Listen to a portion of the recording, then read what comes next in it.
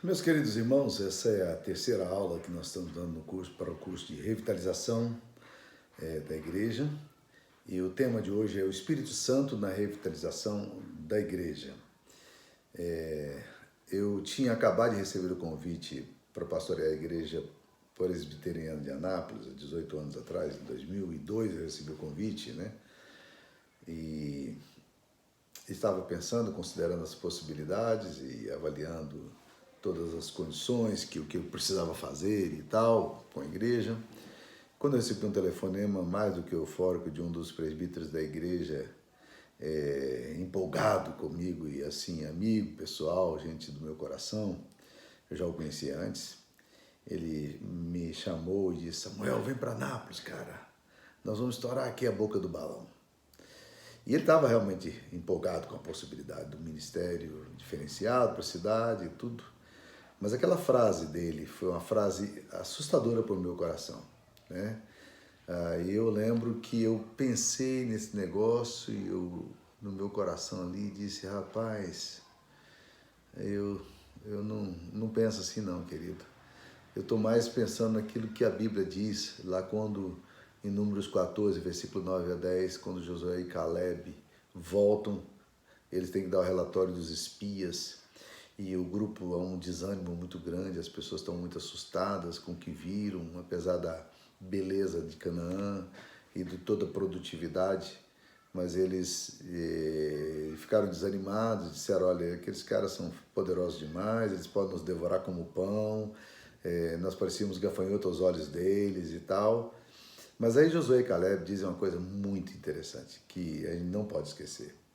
Eles viraram e disseram: mas se o Senhor se agradar de nós, Ele nos fará entrar nessa terra, onde mana leite e mel, e a dará a nós. Somente não sejam rebeldes ao Senhor.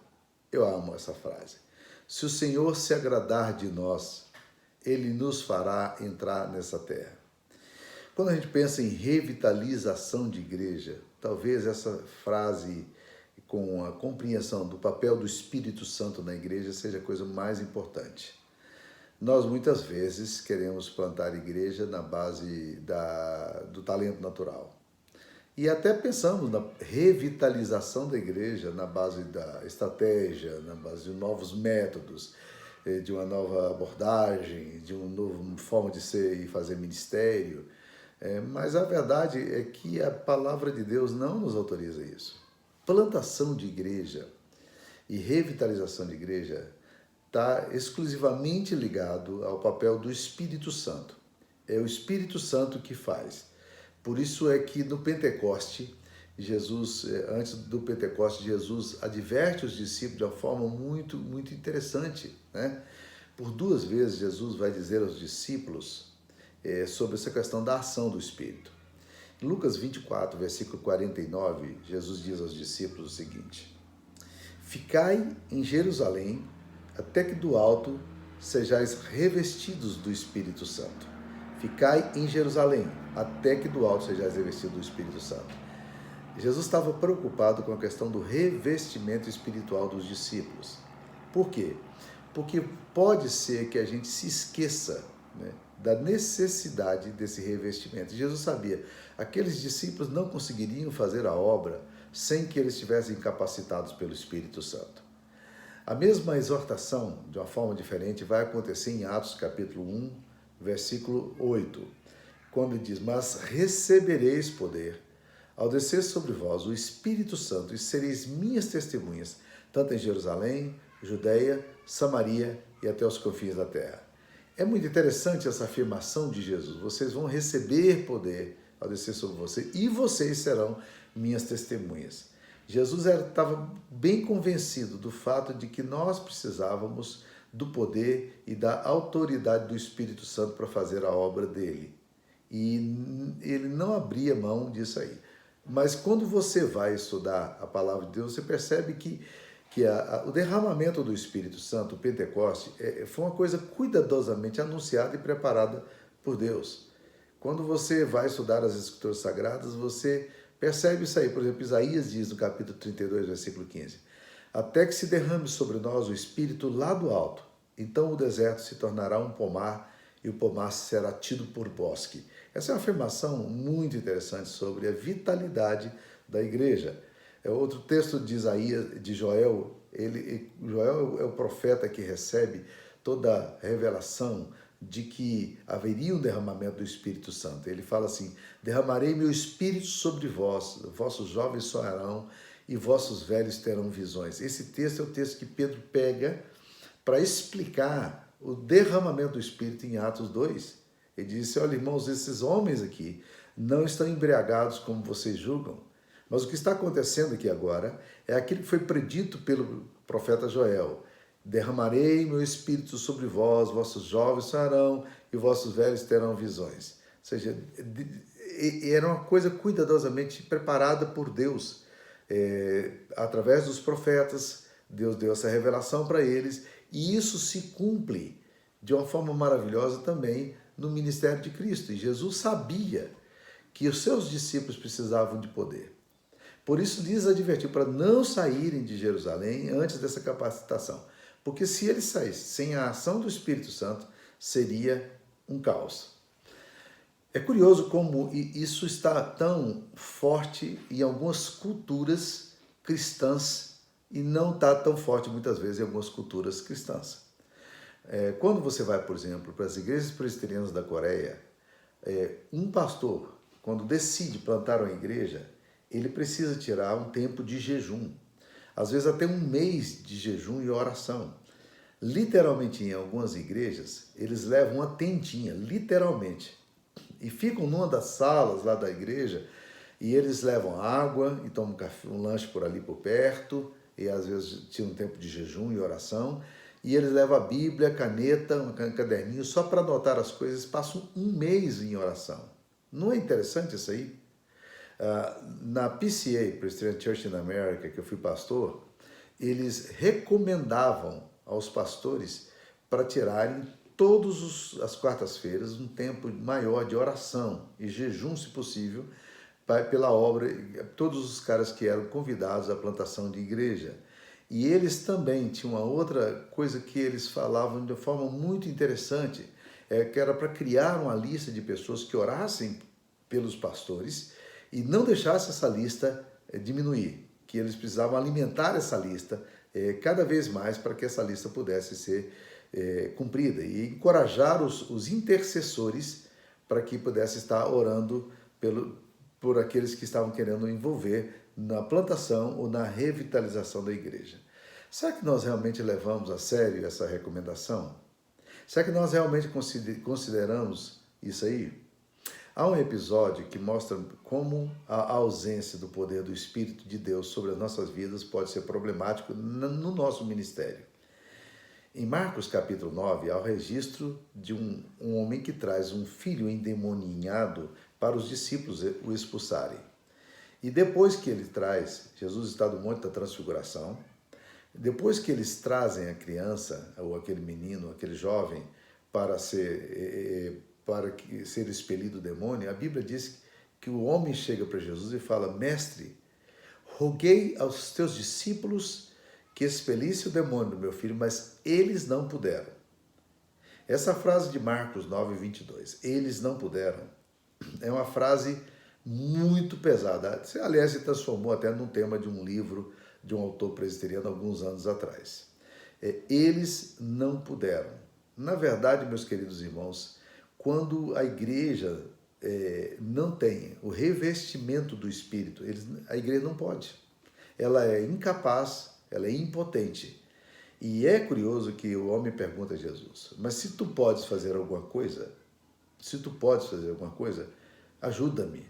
E Jesus diz: se podes, tudo é possível ao que crê. E o homem responde: eu creio, Senhor, ajuda-me na minha falta de fé. Eu acho fantástica essa definição desse homem, porque eu acho que essa oração dele é uma oração que nós muitas vezes fazemos a Deus. Eu creio, Senhor, ajuda-me na minha falta de fé. Eu creio, Senhor, mas eu estou em dúvida, eu estou fragilizado, eu estou fraco. Senhor, eu creio, mas me ajuda, né? Essa fé que não chega lá, tal, mas de qualquer forma, Jesus disse: se podes, tudo é possível, que crê. E aí os discípulos depois perguntam a Jesus: Senhor, por que nós não podemos expulsar o demônio desse rapaz? Ele diz: esta oração não sai senão, essa casta não sai senão por meio de oração e jejum. Ou seja, Jesus está dizendo o seguinte: olha, esse tipo de ação não é possível ser realizada sem a capacitação do Espírito, sem o poder do Espírito, sem a bênção do Espírito. Então, meus queridos irmãos, sem o poder do Espírito, nós seremos uma igreja impotente, uma igreja incapacitada e uma igreja incapaz de fazer a obra. Há um outro episódio também muito interessante que revela como a igreja faz. E Stanley Jones, no livro O Cristo de Todos os Caminhos, ele fala sobre o Pentecoste. Para mim, foi o melhor texto que eu li sobre o Pentecoste. É um livro antigo, ele é um missionário, foi um missionário metodista, muito respeitado na denominação. E esse cara faz uma colocação muito interessante. Ele pega o texto de João, capítulo 20, versículo 19, diz: ao cair o primeiro dia da semana, estavam todos reunidos de portas trancadas com medo dos judeus. Stanley Jones faz uma coisa interessante. Ele diz: a igreja vive entre a ressurreição e a Páscoa. Ela tem o conhecimento de que Cristo ressuscitou, mas ela não tem o poder sem o Pentecoste, né? Vive entre a ressurreição e o Pentecoste, desculpa. E então ela sabe que as coisas estão acontecendo, que Jesus ressuscitou dos mortos, mas o saber não os capacita à realização da obra. Eles sabem, mas isso não os impulsiona a ação. Tanto é que eles estão com as portas trancadas, com medo dos judeus. E aí Jesus vem, põe-se no meio deles e os encoraja. Mas é interessante, uma igreja de portas trancadas. É isso que acontece muitas vezes com a igreja sem a ação do Espírito Santo. A igreja sem a ação do Espírito Santo, ela vai se tornar uma igreja tímida, encurralada, assustada e medrosa e incapaz de fazer a obra. Então, se nós estamos pensando em revitalização de igreja, uma das coisas que nós temos que pensar é no ministério do Espírito Santo na revitalização da igreja. Então, nem se arrisca a pensar que você pode fazer alguma coisa como se partisse de você mesmo. Paulo fala em 2 Coríntios 3,5, não que por nós mesmos sejamos capazes de fazer alguma coisa como se partisse de nós. Pelo contrário, a nossa suficiência vem do Espírito que nos capacitou a sermos ministros de uma nova aliança. Não da letra, mas do Espírito. Porque a letra mata, mas o Espírito vivifica. Quem dá vida, quem revitaliza é o Espírito Santo. Portanto, meus queridos irmãos, nós não podemos imaginar o processo de revitalização da igreja sem analisarmos, sem buscarmos, sem ansiarmos por um derramar do Espírito Santo em nossas vidas. Porque sem o poder glorioso do Espírito, nós fracassamos. E fracassos comprometem a Deus. Voltando ao texto lá da expulsão de demônios em Marcos 9. É curioso que aquele homem traz o filho endemoniado para que os discípulos repreendessem o demônio. Ou seja, quando ele traz com um pressuposto na mente. Esses homens aqui que seguem a Jesus Nazareno, esses homens, eles têm o poder de Deus. Essa igreja é capaz de fazer isso aqui comigo. Ela pode me ajudar. Entretanto, quando ele vem e tem a experiência negativa, você já não vê esse homem com coragem. A fé que ele tem é uma fé claudicante. Eu creio, Senhor, ajuda-me na minha falta de fé. Se tu podes fazer alguma coisa, ajuda-me, ele diz a Jesus. E Jesus então diz, se podes, tudo é possível que crê. Mas presta atenção que essa coisa tênue está muito clara aqui. As pessoas vêm à igreja imaginando que a igreja possa abençoá-los. Quando eles se aproximam da igreja, é uma igreja sem poder, essa igreja não é capaz de trazer a solução, e aí acontece, eles começam a descrer da possibilidade de Cristo fazer alguma coisa. Então, uma igreja, quando fracassa no seu ministério, ela também compromete o nome de Deus. Por isso que Jesus vai falar de um poder imprescindível para a nossa vida. Eles não poderiam sair de Jerusalém enquanto não recebessem do alto, e a procedência está bem clara aqui, né? ele não recebesse do alto o poder do Espírito Santo e que eles seriam capazes de realizar a obra missionária, a não ser que recebesse também o empoderamento do Espírito, né? Vocês vão receber poder, e a palavra poder ali é dinamis, e é uma palavra que está ligada à energia, né? Dinamite. Então ele diz, vocês vão receber poder, este poder os capacitará a serem testemunhas. Não vai ser testemunha sem esse poder. Nós não temos capacidade de fazer a obra em Jerusalém, Judeia, Samaria e até os confins da terra sem o poder. Nós não vamos fazer nada para a revitalização da igreja. Portanto, quando aquele presbítero falou, vem para cá, para Anápolis, que nós vamos explodir a boca do balão, aquela frase, ao invés de me dar um encorajamento e dizer, cara, vamos, porque I can do it, eu posso fazer isso, né? Eu estava exatamente dizendo, se o Senhor se agradar de nós venceremos. Se o Senhor se agradar de nós vamos devorar os cananitas como pão, foi o que Josué e Caleb disseram. Então, é o poder do Espírito que dá autoridade para a igreja ir, e essa igreja e as portas do inferno não prevalecerem contra ela. Mas não ao contrário, não é possível fazer a obra sem o Espírito Santo. Então nós precisamos entender qual é a natureza do poder do Espírito Santo. Primeira coisa que eu diria é que poder não é organização. Nós podemos ter uma boa estrutura denominacional, os departamentos estarem ajustados, as coisas estarem funcionando bem, né? Existem muitos homens competentes na igreja, existem muitos pastores competentes, administrativamente falando, que são capazes de dar ordem, dar uma coerência, dar uma coisa interessante para a igreja, mas na verdade, meus queridos, organização não resolve o problema da igreja. A organização não é capaz de dar vitalidade para a vida da igreja. E eu acho interessante quando Abraão é levado, vai em obediência a Deus para o Monte Moriá, levando seu filho, e há um determinado diálogo muito interessante de Isaac com Abraão. Ele fala assim, papai, aqui está o cutelo, aqui está a lenha, aqui está o fogo, mas onde é que está o cordeiro para o sacrifício?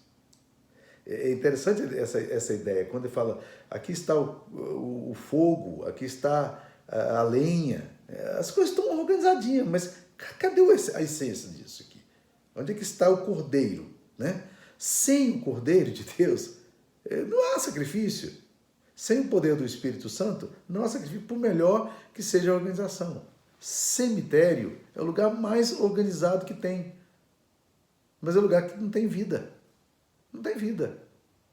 Então, a igreja de Cristo o poder não é uma organização, por melhor que ela seja. Nós precisamos de ter boa administração, precisamos organizar direito, mas isso não resolve o problema. Segunda coisa, poder não é capacidade intelectual.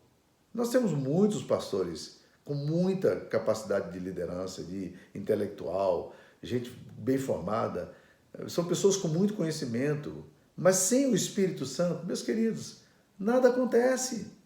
Sem o poder do Espírito Santo, nada vai rolar, nada vai se dar. Né? Então, por isso que é importante a gente considerar o fato de que não se glorie o sábio na sua sabedoria, nem o forte na sua força, mas o que se glorie-se em me conhecer e saber que eu sou o Senhor. Jeremias capítulo 9, versículo 23 e 24. Né? Então, nós não podemos nos gloriar em capacidade intelectual. Mesmo porque Deus escolheu as coisas loucas desse mundo para confundir as que são. Né? Então, há uma inversão no processo aqui da obra de Deus.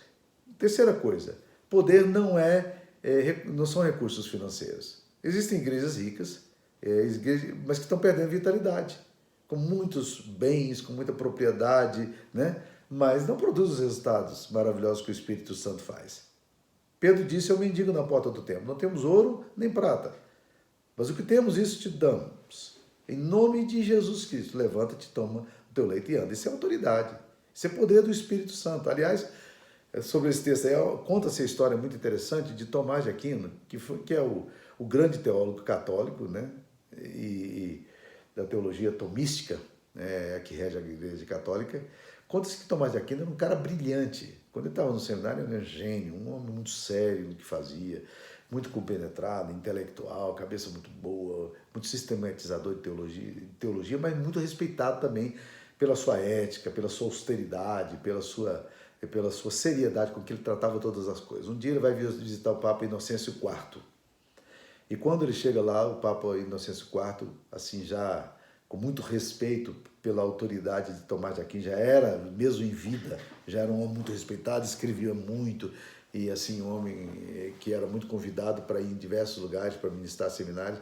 O Papa Inocêncio IV o levou para conhecer as riquezas de Roma. E começou a mostrar todas as coisas que eles tinham, as riquezas, os tesouros e tudo. E lá pelas tantas, cheio de orgulho, o Papa disse para Tomás de Aquino: Tomás de Aquino, nós não precisamos dizer como Pedro, na porta do templo, nós não temos ouro nem prata, porque a igreja tem ouro e prata, ela tem riqueza, a igreja é uma igreja rica. E aí Tomás de Aquino teria virado para ele e dito: mas nós também não podemos dizer como Pedro, infelizmente. Levanta-te, nós não temos ouro nem prata, levanta-te, toma o teu leite e anda. É a questão da autoridade, né? Então, meus queridos, não tem a ver com recursos financeiros a questão do poder do Espírito Santo. E não é prestígio político. A Igreja de Cristo não depende de poder político, de ascensão política, né? Aliás, historicamente falando, na maioria das vezes que a Igreja se aproxima do poder humano, dos poderes transitórios e temporários, ela se perde na sua missão, né? E o contrário também acontece. Mesmo quando a igreja é perseguida politicamente, ela é acuada politicamente, ela nunca deixa de crescer por causa dessa pressão. Então, portanto, poder também não é prestígio político, né? E outra coisa é que poder também não tem a ver com barulho emocional. Infelizmente, durante muito tempo, as pessoas confundiam, e até hoje, em alguns setores, as pessoas confundem a agitação do culto e barulho com coisas espirituais. As igrejas são acusadas de serem frias quando elas liturgicamente são conservadoras. E as igrejas são reconhecidas como cheias do Espírito Santo quando elas são agitadas na sua essência. Mas esse falso conceito tem trazido muito engano e muita confusão. Na experiência de Elias, o profeta, Deus se manifesta no meio do fogo, ele não vê Deus lá, no meio do terremoto, Elias não vê Deus lá, no meio de um forte vento, Elias não vê a Deus ali, de repente Deus, há um cicio tranquilo e suave, como diz a Bíblia, e no meio daquele ventinho suave, Elias percebe a glória de Deus ali naquele lugar. Então, meus queridos, não tem a ver com barulho emocional, né? Então, muitos nós precisamos entender isso aí. Muitas pessoas estudiosos têm discutido quando foi que a igreja teria surgido. A igreja surgiu com o advento de Cristo ou a igreja surgiu no Pentecostes? Os pentecostais gostam de dizer que a igreja só surgiu quando o Pentecostes surgiu, né? Os mais conservadores tendem a dizer que a igreja surgiu quando Jesus, né, nasceu. Ali começa então a igreja. Gálatas 4,4 diz: vindo, porém, a plenitude do tempo, Deus enviou seu filho nascido sobre mulher, né? E ele diz isso aí. Aí é interessante porque quando você olha esse texto aí, você percebe que o Kairos de Deus, a igreja de Cristo, na verdade, os pentecostes dizem, ela aconteceu ali. Para alguns, a igreja de Cristo surge, não no advento do menino, mas surge, na verdade, na morte de Cristo, quando ele esmaga a cabeça da serpente e ele redime o povo, e compra um povo, faz um povo pelo seu sangue ali, né? Então, mas onde a igreja nasceu? Estritamente falando, a igreja, na verdade, não nasceu temporariamente, a igreja nasceu nos tempos eternos. Quando a Trindade faz o pacto da redenção no seu conselho eterno, ela disse que Cristo morreria pelos pecados. Apocalipse 13:8 fala que o Cordeiro de Deus foi morto antes da fundação do mundo. E é exatamente ali que começa a Igreja de Cristo, porque a Igreja de Cristo começa, antes da temporariedade, ela começa na eternidade, no coração do Pai. Stanley Jones fala exatamente sobre essa questão do poder do Espírito Santo. Ele fala assim: a igreja tem se esquivado do Pentecoste, ela está com medo dele. O ensino a respeito do Espírito é vago e a coisa mais incerta na vida da igreja. Ele diz, é um país desconhecido do cristianismo, o continente negro da vida cristã. O território onde se encontram as fontes da nossa vida espiritual, mas fontes que jazem inexploradas. E ele afirma que isso se dá frequentemente porque as pessoas pensam no Pentecostes como emocionalismo e cenas de calafrio. Aí ele abre aspas aí de novo. A indumentária do dom, diz ele, que foi derramado no Pentecostes, tem dificultado a sua aceitação. Aí ele continua. Não sei de outra coisa mais urgente do que a necessidade de despirmos o Pentecostes dos seus fenômenos e apegar-nos ao fato, ao seu valor e sentido real. Qual é este fato? Pergunta Stanley Jones. Então, ao considerarmos a situação da igreja, meus queridos, a gente percebe que o mover do Espírito é que faz as coisas. Nós muitas vezes tentamos plantar a igreja, exercendo o nosso ministério na base do talento pessoal, esquecendo-nos do maravilhoso motor que Deus nos deu para impulsionar a nossa vida, que é o Espírito Santo, o Deus que habita em nós. E se você está pensando em revitalização de igreja, esquece de você. Não é talento pessoal que vai fazer isso aí. Vamos mais uma vez, Jones respondendo aqui. Não sei de outra coisa mais urgente do que a necessidade de despirmos o Pentecostes, então, né, desse emocionalismo. Os sinais do Pentecostes, diz ele, são descritivos, mas não são normativos. Apontam para algo, mas não são a essência em si mesmo, né? Então, na verdade, meus queridos irmãos, quando você olha para a igreja primitiva, você vê exatamente uma igreja precisando de revitalização. Olha, Marcos 4,3 diz que Jesus falava e eles não entendiam, eles tinham dificuldade de entender a palavra de Deus. Marcos 9:17 a 18 fala que era uma igreja de potência e autoridade espiritual com aquele homem, no caso que nós contamos. Marcos 9:19 diz que era uma igreja incrédula, era um povo incrédulo. Marcos 9:33 a 34 fala que eles buscavam posições e ficavam disputando primeiros lugares. Marcos 9:38 fala que eles eram exclusivistas, que quiseram proibir alguém que estava pregando porque não era do grupo deles.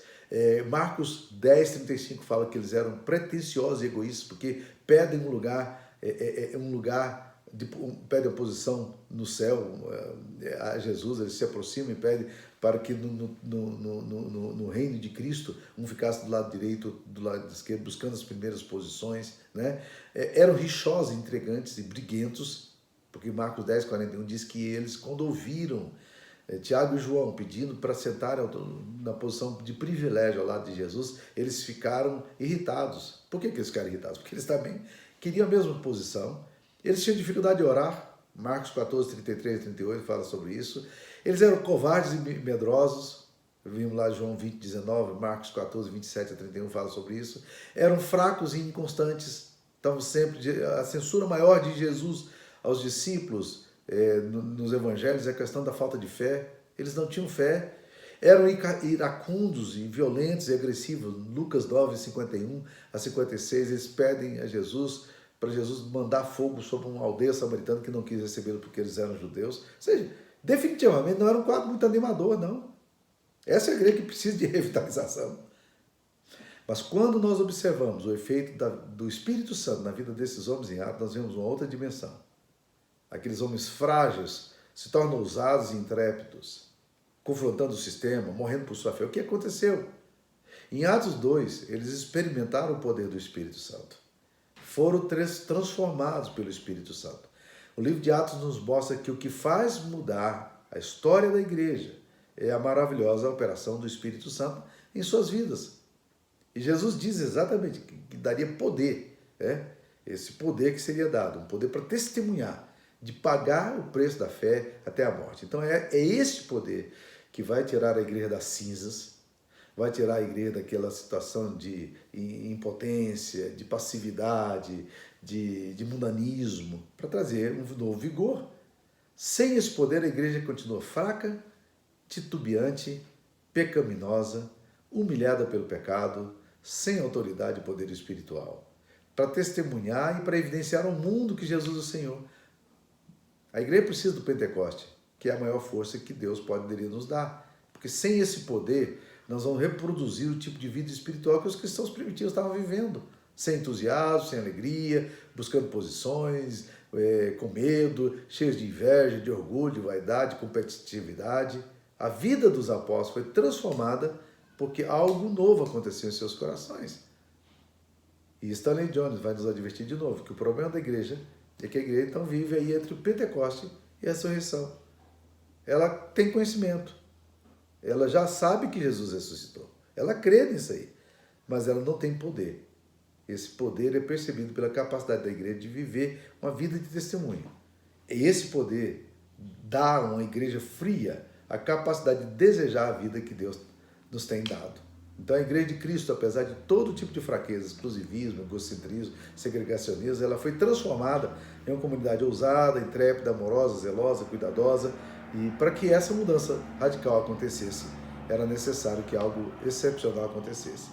Então revitalização, meus queridos, é obra de Deus. Obra de Deus. O profeta Isaías, ele percebe tanto nos dias dele, a igreja é fria, o povo de Deus apático, a indiferença, e ele faz um brado no capítulo 64. Esse brado eu acho que tem que ser um brado da gente também. Ele diz assim: ó, se fedesses os céus e descesses, se os montes tremessem na tua presença, como quando o fogo inflama os gravetos, como quando faz ferver as águas, para fazeres notório o teu nome aos teus adversários, de sorte que as nações tremessem na tua presença, quando fizeste coisas terríveis que não esperávamos, desceste e os montes tremeram à tua presença. Então, meus queridos, revitalização de igreja não é obra nossa. Muitas vezes nós ficamos angustiados por não vermos os frutos que desejamos na nossa vida pessoal e na vida da comunidade que pastoreamos, da vida da igreja que nós lideramos. Mas nós precisamos nos lembrar da maravilhosa palavra que Deus dá em Zacarias, capítulo 4, versículo 6. Não por força, nem por violência, não é pela carne, não é pela energia que você tem, mas é pelo meu espírito, diz o Senhor dos Exércitos.